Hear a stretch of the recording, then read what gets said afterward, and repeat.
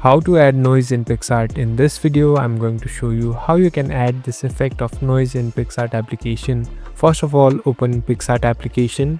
Now here in the middle, you can see this plus icon. Tap on this plus icon.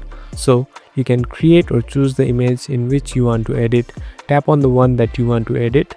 So it will take some time. Now here in the editing platform, here on the bottom, you can see the option called effects, FX. Tap on it.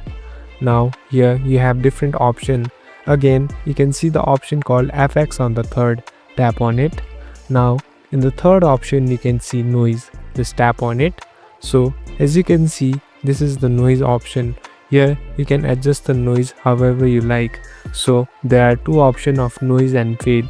Adjust the image however you like. So you can increase and decrease it however you like. At last, tap on the stick button on the top, and now you are done. So this is how you add noise. Thank you for watching.